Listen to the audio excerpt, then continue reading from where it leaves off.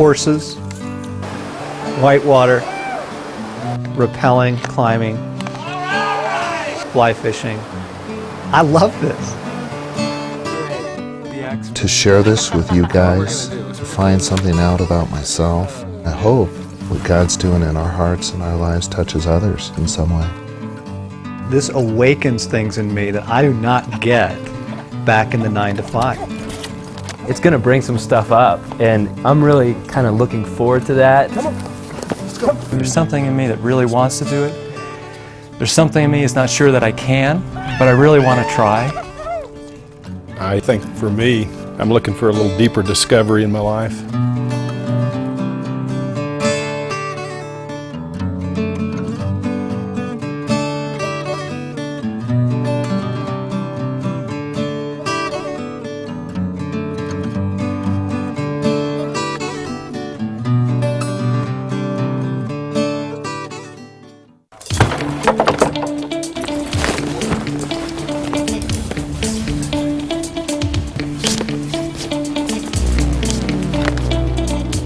In the beginning, God created the heaven and the earth, and then He did something even more remarkable.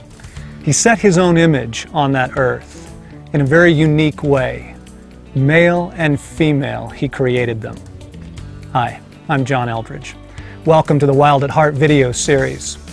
5 friends spending 8 days here in Colorado to take a journey in search of that masculine heart. No scripts, just the honest questions and the weight of our own lives, looking for that battle to fight, that adventure to live, and that beauty to rescue. We wanted to create more than just a tool. We wanted to bring you into an experience that will help you in your masculine journey and to help you form your own band of brothers. I think you're going to like this.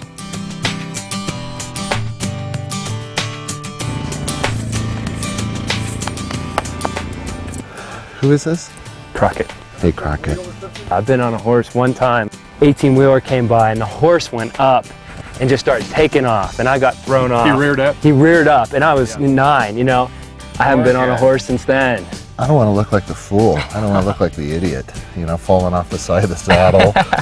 You guys will both do great. Yeah.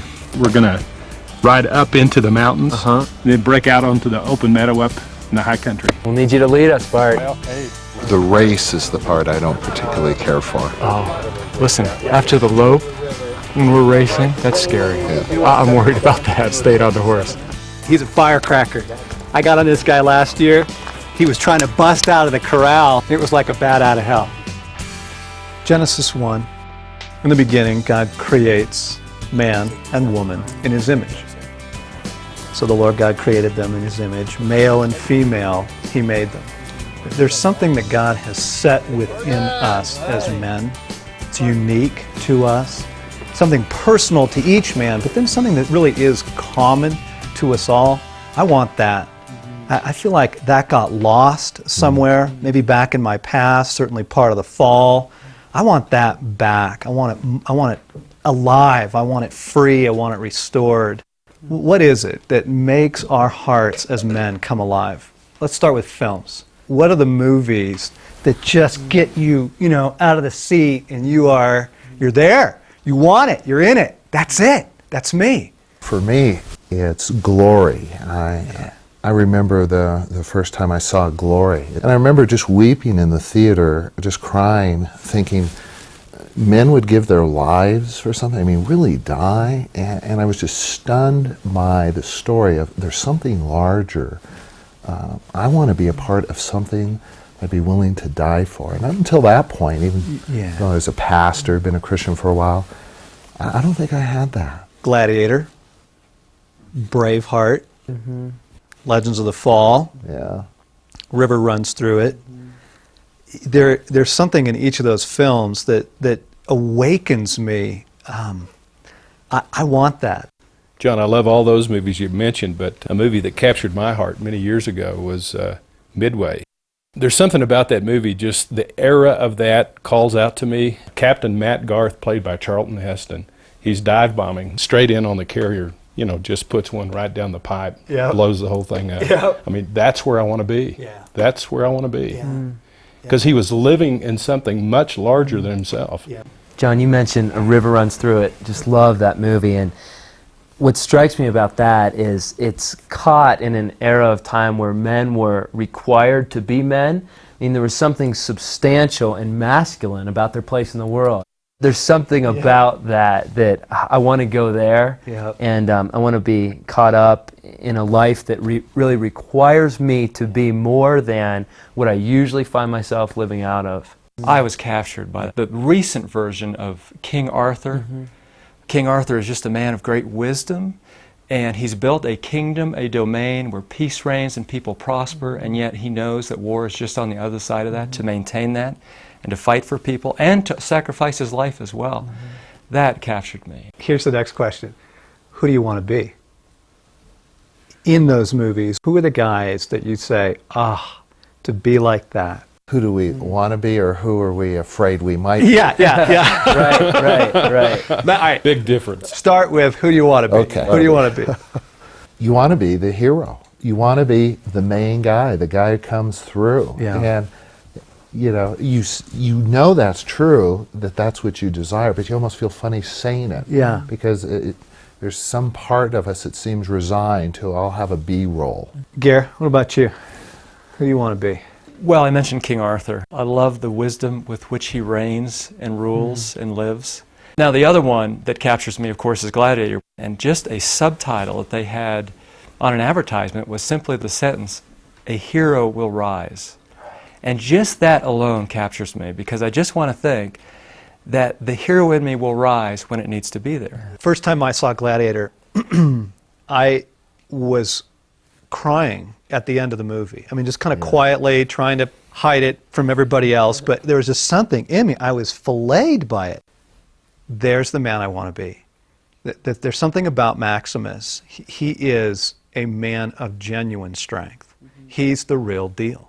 And the same exact thing happened in Braveheart. I mean, I want to be Wallace, right? I want to be the guy that's leading the charge, rushing the fields. I want to be the guy who is full of quiet strength, confidence, integrity, willing to take risks, knows who he is, knows what his place in the larger story is about. He has a mission. He has a calling to him. He has a destiny. I go back to Midway. I mean, it's Admiral Spruance. At the moment of truth, he didn't blink.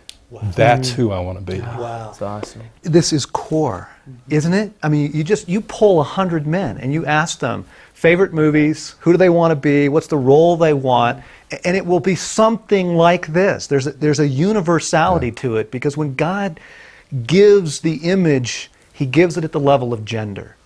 It's either as a man or as a woman that we bear the image of God. It's not just people. He doesn't just make human beings. He makes men or women. And you listen to the desires of a man's heart, things that make him come alive, the things he wants to do. Yeah. And you look at your own heart and you go, that's it. Yeah. That's it. There's glimpses there. There's some nerve that's just touched. There's some part of me, the core of who I am, that's awakened by that. Think about boyhood. I mean, just watch little boys and what they want to do. It's exactly those scenes. It's the clinch scenes. It's the final moment. They're always setting up the battle, the adventure. The neighborhood I grew up in, it seemed like there were 150 boys in this small block, and we're all the boys and the sons of the Korean or Second World War veterans, and so we'd put on our father's helmets, canteens strapped to our waist. We would just stuff our pockets with tangerines. Those were our grenades. We had our pop guns, and we would be in our little platoons patrolling the neighborhood. And we weren't plain Army. We were kind of living in that male identity for that age. We were protecting the neighborhood from Nazis and the darkness that pervaded.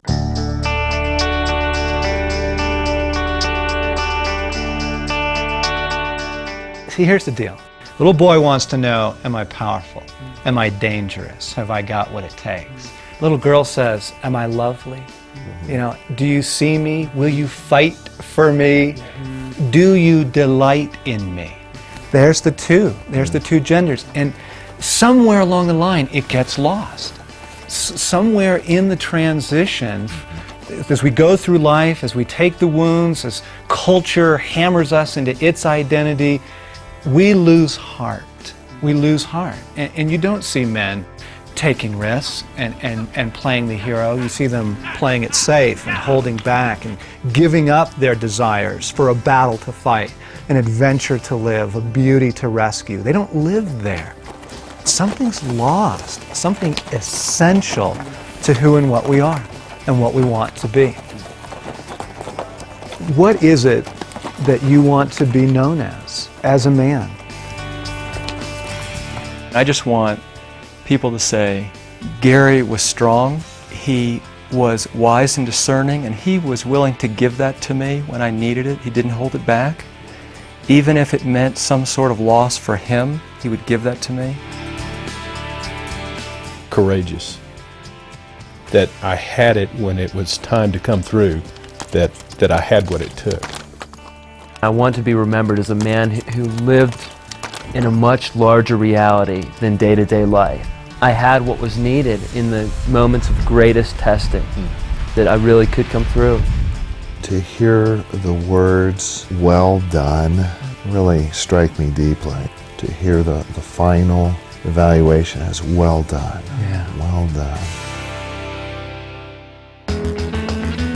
On the negative side, it would kill me if at the end of it all, what people say about John is he was just a great guy. He was just such a sweet man. He was such a nice man.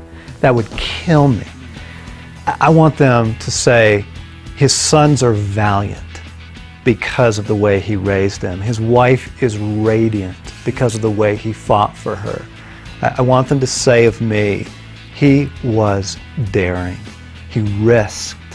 He took risks. He fought well. And because of his life, I'm free. That's what I want. See, God set within every one of us a heart. Proverbs 4:23, watch over your heart, because from it flows the well springs of life. And it doesn't just say, watch over your heart casually. It says, watch over your heart with everything you've got, because it is the source of life within you. He gave to us a masculine heart as men. And if we are going to find out who we are, really, and what we're made for, if we're going to find that man, we've got to get our heart back. That's what I want. I want more of that. That's the journey I'm on. And I am grateful that you're on it too.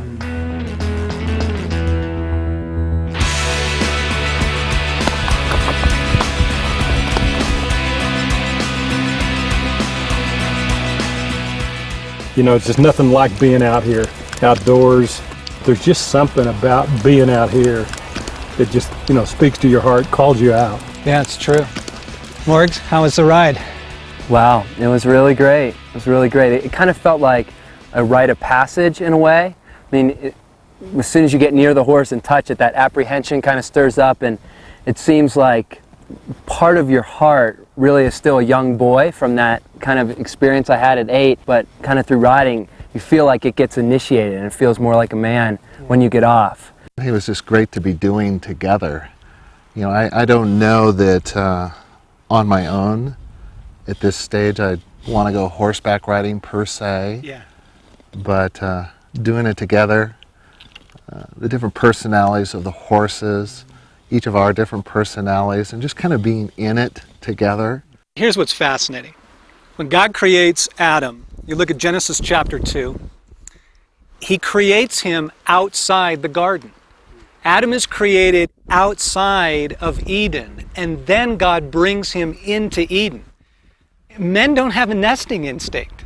Man was born in the outback. Adam was created in the wilderness. And there's something about getting out that it brings that back. It brings a whole side of us alive. Yeah. Yeah. Yeah, there's something happening here that feels a little deeper and truer than just I successfully stayed on a horse and made it on the trail. Right. You know, a lot of guys are with us right now. They're like, oh, I love it. I love to hunt, or I love to camp, or I love, the ocean or sailing. I'm with you, But there are, I think, a larger number of guys who are comfortable being in front of the TV. Love putting on a suit and being at the office. And what I want to wonder about for a second is why? What is it that causes a lot of men to avoid this and to stay at home, frankly, in a tamer environment? Why do you think that is? Well, my first thought is just predictability. We're on horses, and these horses have been trained, but it felt very unpredictable to me. Exactly. I think so many men have just settled for what life has given them, and they say that's as good as it gets. And even though there's something deep inside them that says there is more to life, that they've just kind of come to rest where they are. I'm one of those guys who loves college basketball, and I could spend a lot of time in front of the TV watching the NCAA tournament. But it doesn't really require a whole lot from me. Exactly. And I can get some sense of competition, excitement, accomplishment vicariously. But it doesn't do it. It's over, and I'm still kind of an empty guy. On the one hand, God has set within us this masculine heart, and we know that we're made for battle, adventure, and beauty. We know it. Even if it's only in the films we love, it's there, right? And we have a question. Can I? Am I? Am I the kind of man that can live that life, right? That question does not get answered at the kitchen table. It doesn't. It doesn't get answered in a cubicle. It doesn't get answered at the mall, right? It's leaving the comfortable, the secure, and the tame for the unpredictable, for that which is larger than me, that which is out of my control. It's here that a man is tested. And it's in a situation like this that our deeper questions about ourselves come up. Can I do this? What happens if this horse rolls on me? And will I take that? Or is the little boy in me going to be afraid? My horse today, you guys saw it. My horse loved being a follower. I didn't want to break off into the lead. I would try and get it out in front, resistant. Where my horse was most comfortable was with its nose in the butt of the horse in front of it. And I'm looking at this horse go, come on, man, get out, take charge, take lead. And Morgan asked the question if that's how I was living my life. And, it's a threatening question, and I think a whole lot of my life is lived that way, just right behind someone in front of me who's called the leader, and stay there for 30, 40 years, and that's our life. I mean, think of that. That's how many men just default, I think, because of their life, because of maybe the wounds and the lack of opportunity and the lack of initiation into this, they just default to nose to the rear end of the guy in front of them, 40 years, 50 years, doing the corporate deal, right? Yeah. See, when God sets that heart within us for adventure and battle and the beauty, it's an invitation to come and live that out. This is who I meant you to be. It's God calling a man out. The Spirit led Christ into the wilderness. God took Elijah into the wilderness. He's calling a man out of his comfort zone to discover who he is and that he does have what it takes. There's a genuine strength there, and he will never learn it anywhere else. It can't be learned on the sofa. You could tell me as friends that I have what it takes, that I have a Yep. heart of courage and strength. Yep. But that only goes so far until I am tested and I pass the test. Exactly. And there's something that says, well, I was stronger than I thought. Absolutely. And therefore, God's work with a man, with any one of us, you look at our journeys and our stories, it looks like this. It is taking a man through a series of initiation tests and trials. Here's a ornery horse, right? Or here's a Jeep you don't know how to fix, and it just broke down in the middle of traffic. It is taking us into those situations that raise our fears and then show us through that how to live as men.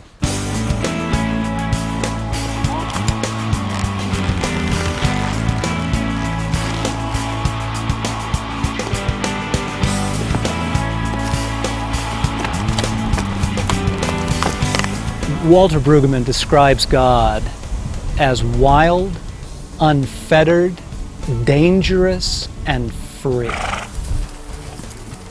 Is that what life has invited you to be as a man? That's an invitation that as you say that, you go, yes, there's something about those words that feel like there is an invitation. But boy, from my church, my friends, my parents, my family, I mean, the invitation didn't come from those places. My whole life, the message has been, get your nose, in line and do what's right. Be safe, be good, be tame. And when we look around out here, I mean, none of that speaks to tameness. I mean, this is wild. It's dangerous. So, race you back.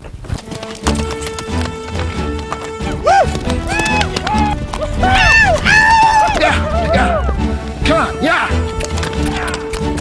Yeah, come on!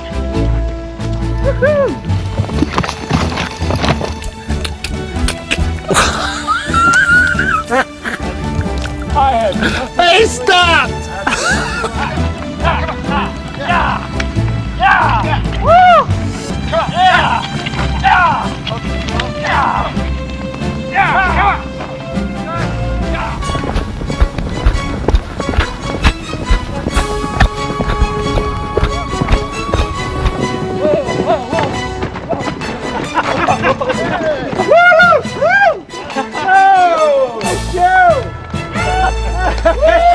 Great. Finally. Really good. There's that rhythm. That was awesome. Wasn't that great? Oh. Well done, buddy.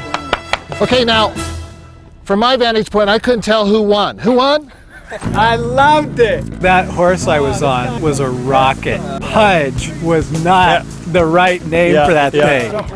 I came in on one stirrup. He was going left, and then he turned right, and I went up like that. And the ride back in, bringing them in. That's what it's all about. I think we live today. I think so many days I don't live, and I long for more days where I can live. I feel the adrenaline. I feel adrenaline and a certain soreness. There were moments of beauty and moments of just encouragement. And then there were moments where it felt like, yeah, this is what I'm after right here. That was fun. I felt like it came together. I was on the horse and we were all moving together. That was good. It was great. That's a lot. It was That's really, a lot of we were in the valley, and we just went full barrel. I think it was the first time I just went with everything I had. Best line in Braveheart. Wallace says, "All men die. Few men ever really live." That's so good. Do you feel like something in you came alive today as a man? I think the answer to that is yes, but the fight is harder. Nothing is more fiercely opposed than your coming alive as a man. Yeah, Because that is so dangerous for good. yeah. I think that feels so true. Yeah. You do see a film clip. You listen to a great piece of music. You have a day like today where though it was spiced with other things, we keep getting taste of it. Yep. That just, you're so aware, I want more. Yeah. Yeah. And to settle for less or to have less sounds like to compromise with misery. Yeah. And I think that's where a man starts on the journey. And that's what sustains a man who is well into his journey. Both turn on desire. It's the desire of the masculine heart. What do you want? What do you want? For the rest of my life, I want to... The immediate word that came to my mind was freedom and passion. I want to live in the glory of God's call and the identity He's given me. Yeah. I want to live purposefully. I want to live aggressively. And I want to live in exactly who I am.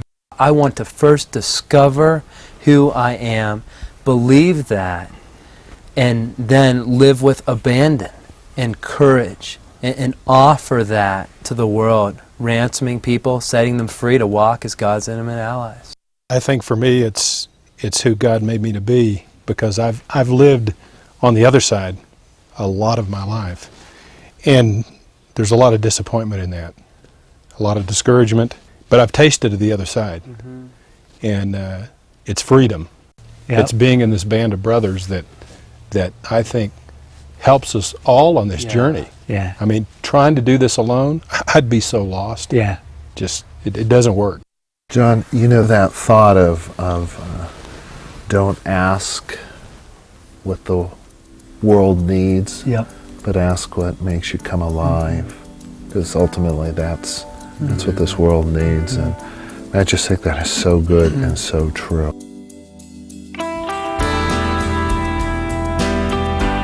What is needed are men and women who are just alive. I have come that you may have life and have it to the full, to make a man or a woman fully alive. This series is going to be kind of like a game of rugby. We're going to pass the ball back and forth. We're going to take it down the field, and then we're going to toss it to the men watching this. And now it's their turn.